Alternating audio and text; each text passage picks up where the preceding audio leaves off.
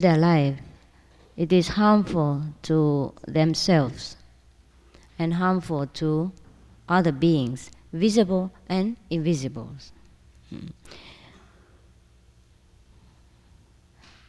If we do not believe in the invisible existence of other beings, at least we believe in the existence of our own race, the humanity, and all the animals who are the citizens of the earth. Lately, there are many, there is kind of fashion, yes, that people become vegetarian. That is a good tendency, because as we know, everything carries energies. Every action is registered. Nothing is lost as far as we can prove by science. So if we have caused some violent condition, then the violent atmosphere will hang around us or hang around in our planet, and that cause some disaster. That's why we always wonder, how come there's so many wars? How come so many earthquakes, so many disasters befalling our planet? Now there is nothing from nothing. The Bible stated very clearly, as you sow, so shall you reap. Now we do not see what we sow, we only see what we reap sometimes. It is because our intelligence is so limited. According to science, we only use 5% of our intelligence. Now fancy, we only use 5%. Then how can we know so many things? There ought to be many things that we do not discover, that we do not understand. So this we have to accept. There is no escape from this. 2,700 years ago, the Buddha said to his disciples, be careful about the water you drink. You have to filter your water before you drink and repeat some sacred words in order to avoid killing beings in the glass of water. He said there are 84,000 beings in a glass of clear water. Now 84,000 is not exactly 84,000. It is a way of saying plenty, expressing a kind of plenty in number in Indian custom. So the Buddha said to the disciples they have to filter their water. In India, at that time, to filter water is something it's not something very popular, yeah, like we do nowadays. Now the Buddha has seen to this already ahead of his time, that there are bacteria in the water. Of course, the people in his time found it so difficult to believe him, as they could not prove there are any sentient beings, or we so-called bacteria, in the clear glass of water. But nowadays, due to scientific advancement, we can prove it so easily.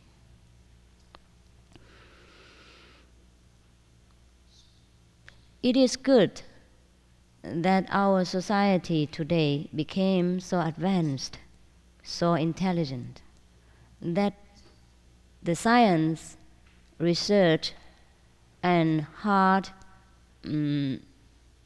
diligent effort had brought a lot of comfort into our life. Now we would wonder ourselves, why didn't we have these a few thousand years ago? All these electronic,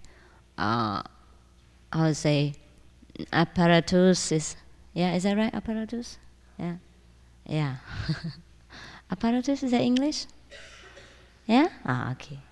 Yeah, yes.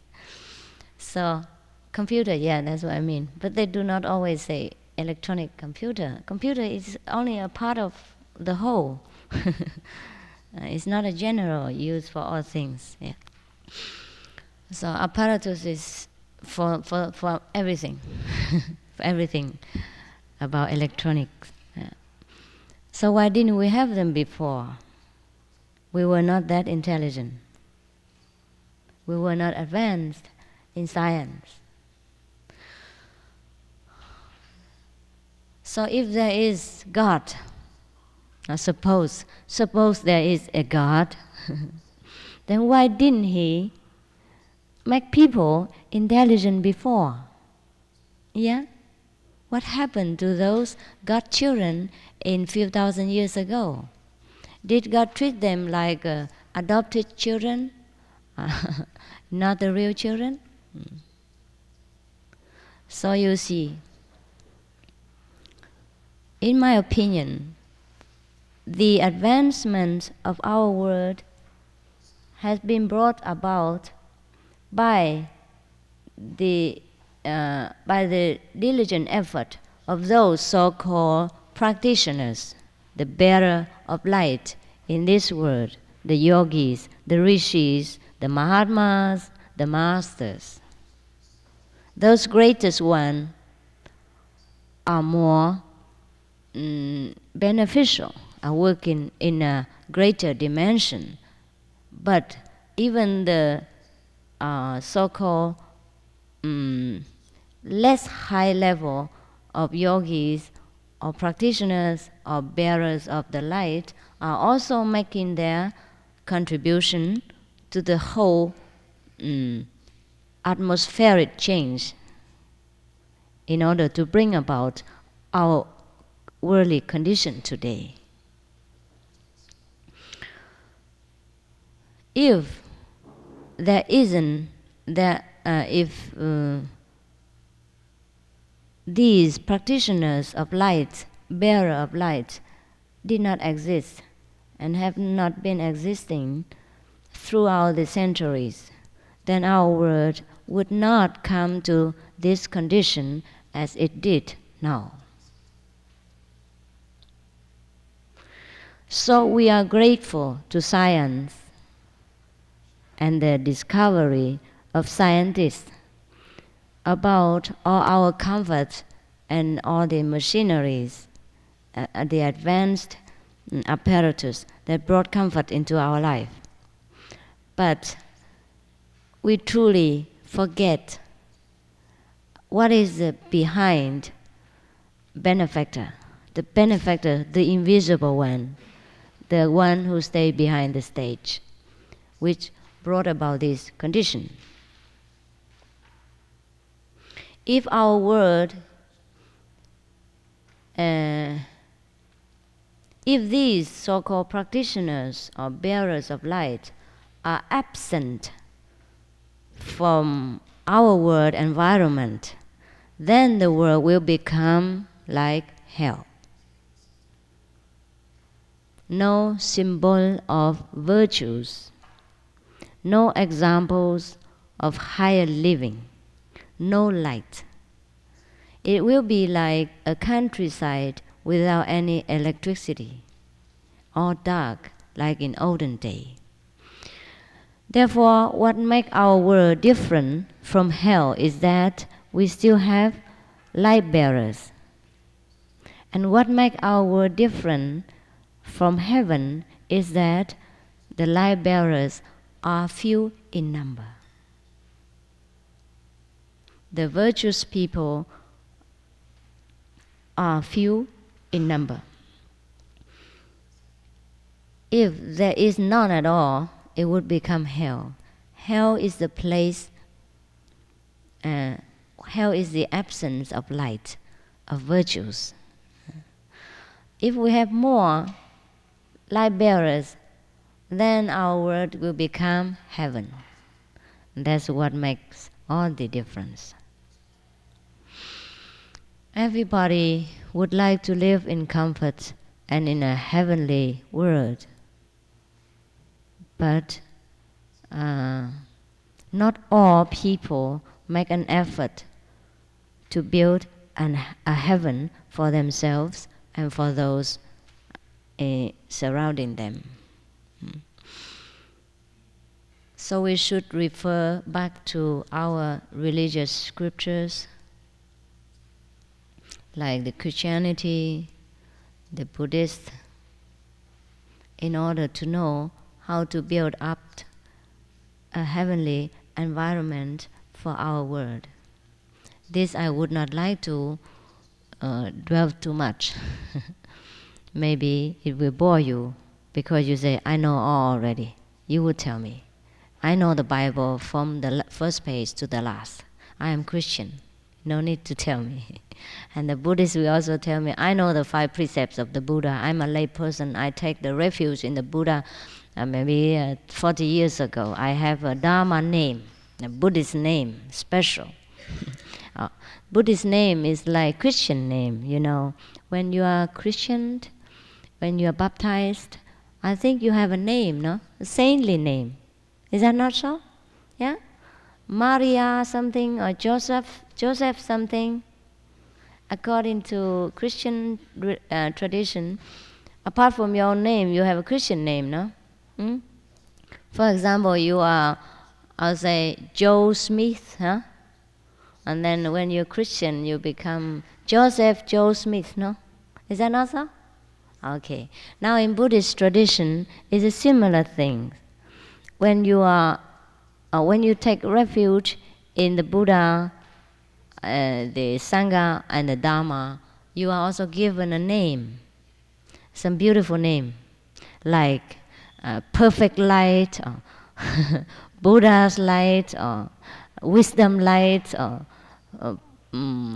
perfect wisdom, you know, say perfect virtues, and liberation, great soul, whatever.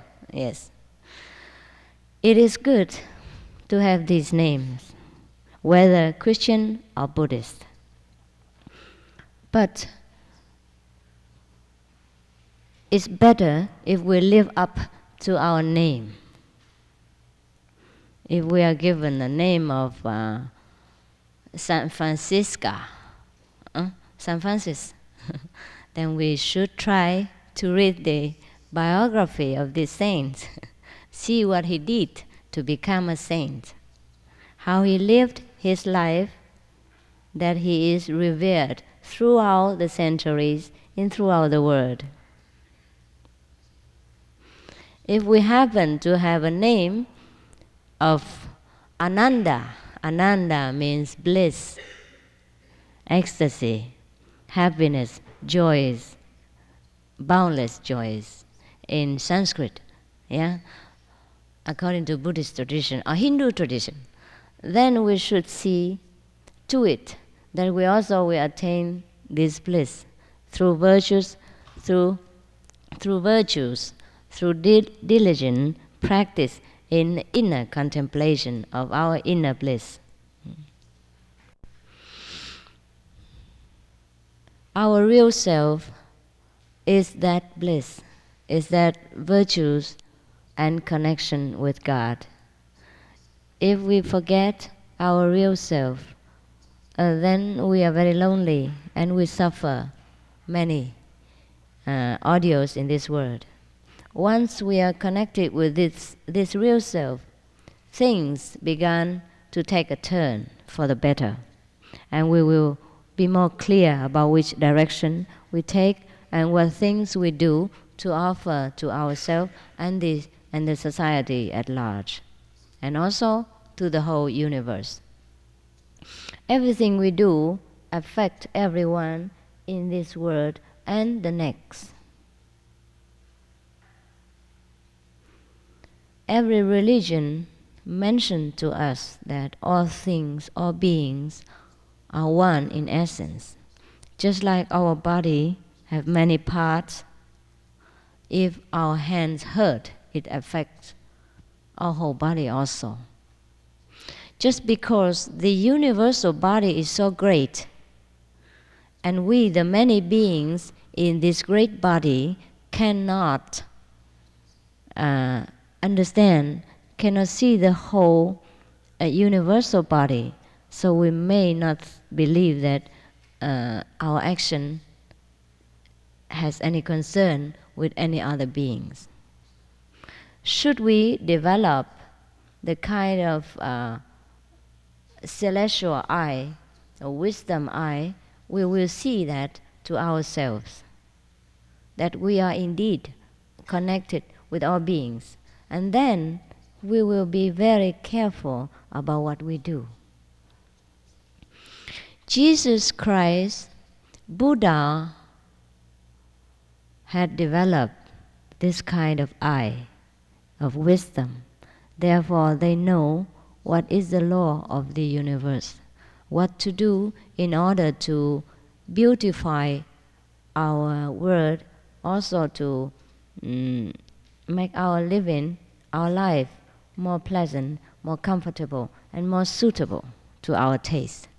Therefore, they laid down the rules from heavenly abode about our behavior and the direction we should take in our daily living. These rules are very valuable, what we call precepts, are the commandments of God. Should we follow these, our life will is much more smooth.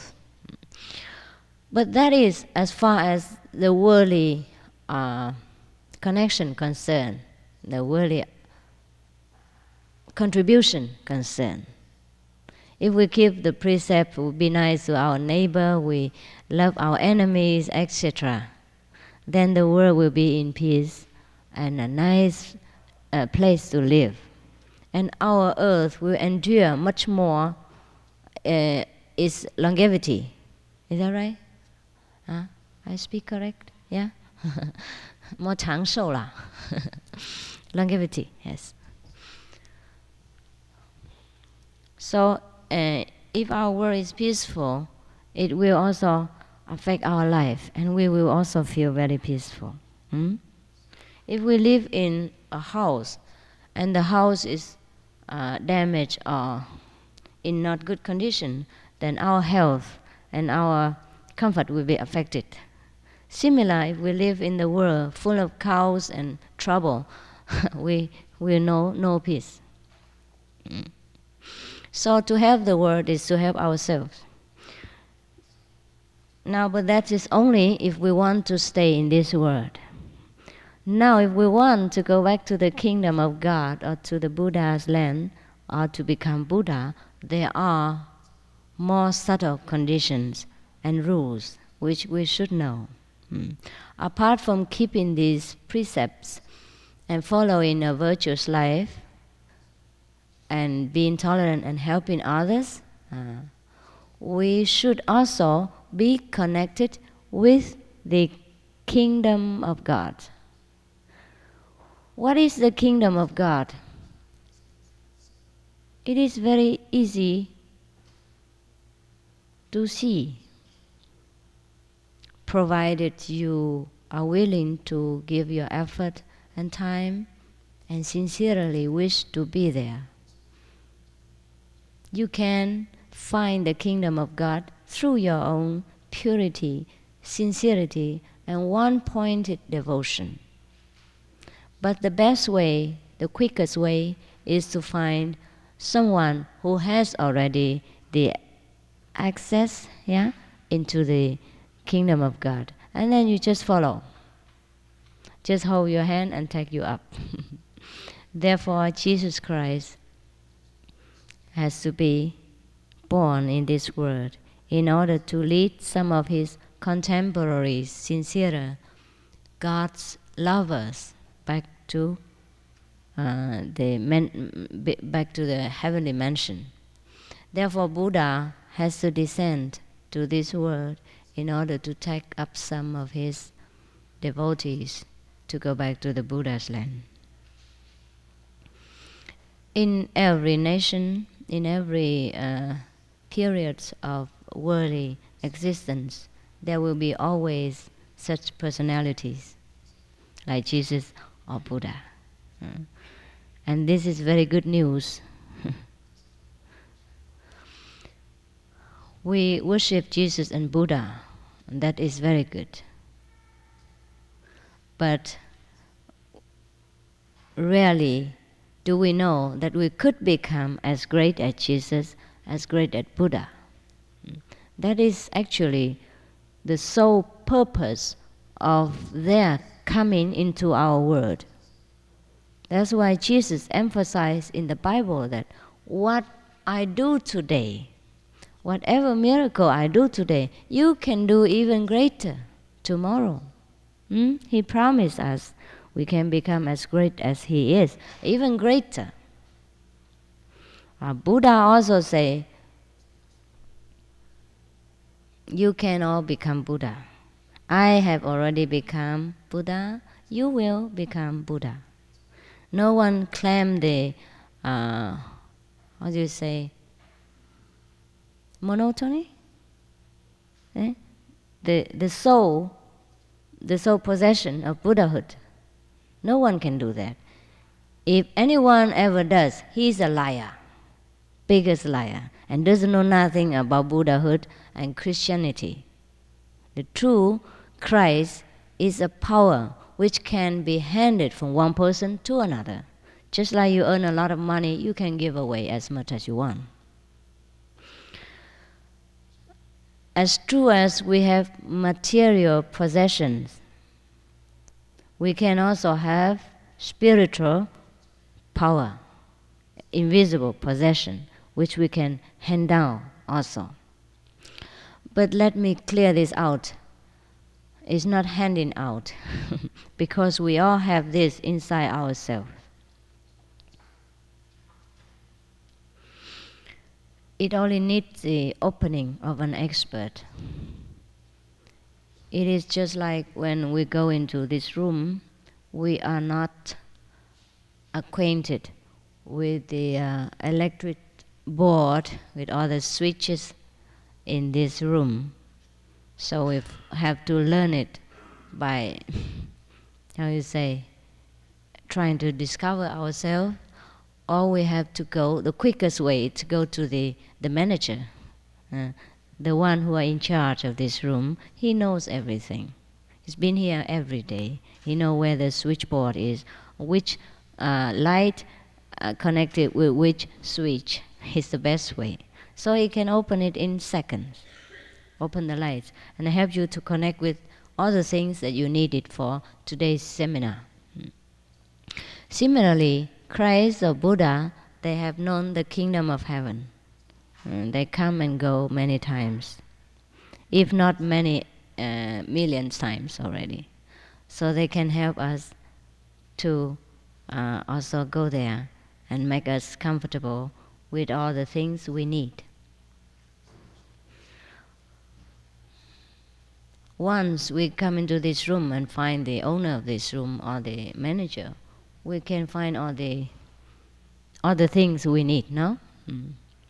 Similarly, Jesus has told us that we should seek first the kingdom of God, and all the things shall be added unto you. The kingdom of God is the inborn intelligence which we do not use. Most of us do not use this. Just like I have mentioned many times already, 5% of our brain power. Now if we have access to the whole brain power, 100%, we do great wonder. 5% we can make aeroplanes, we can make rockets to go to the moon, go to the galaxies, do many wonders, cure many sickness, and as I discover many great things, invent so many computers and machineries, make fast cars and jumbo jet. Now 95% are still there unused. If we awaken this power of intelligence up, that then we know so many more things. We can do so many more things. We can invent so many more things. We can create numerous things. That is what it means by the kingdom of God, or the wisdom of the Buddha, or the Buddha nature. But apart from that, we still have much more. The subtle power behind this brain power is what called soul power. That is our real face, our real person. We have no doubt about the existence of a real person within our body, that we are not this physical body. The physical body is only a house to live in while we are in this world, a room, a restroom, a hotel room. Otherwise, why, when we die, the body is still there and we cannot move anymore? So, it must be something else behind the body, behind the brain, that moves the whole machinery, and think and walk and eat and sleep. That is our real self. Now the real self is hidden behind a veil of what we call illusion, or maya in Sanskrit. Illusion is something of a play which makes us forget our real self. It is just like when we watch television or films or theater performance so intensely that we forget our real selves. Then we cry, laugh, and sorrow and fear with the personages on the stage. Is that not so? We forgot that we are maybe the senator of the state, or the wife of a very important person. We glue ourselves to the screen and laugh and cry with those people and get angry and excited and all over. And after the theater is over or the movie is over, we woke up to the reality, who we are, and we go home. We do not stay in the theater anymore, and we not glue ourselves to the television screen anymore. Now the theater and the movies and the television are only temporarily things. And it can even attract people so much. You know the television addict problem. Sometimes you switch on and you could not switch off. Doesn't matter what it is, you just have to look. It's very fascinating. It's always changing, always making excitement, and always new. And we sometimes forgot our duties, forgot our job, forgot our work, and we watch the television. Our life is a greater stage, and it's a longer performance. No wonder we forgot our real self. Our life stage is more interesting even, more intensive, more colorful, more dramatic, and more, I would say, more enchanting than the theater performance. Therefore, we keep gluing to this the screen of life and forgot who we are. That's all there is to the illusion play. Once the illusion stopped, the play stopped, that's when we are awakened. When we are awakened, we call enlightened. We are enlightened. And if we are completely awakened and shaken off all these impressions from the theater performance that doesn't make us sorrow, cry, weep, laugh anymore, then we say we become like Christ or become a Buddha. We know it's all a dream. That time we are completely awakened. Then we are mighty. At that time we are mighty. We can control everything we need to control. But then we let everyone free as far as they don't want to be controlled. We let everything go, but we can do everything we want. Not harmful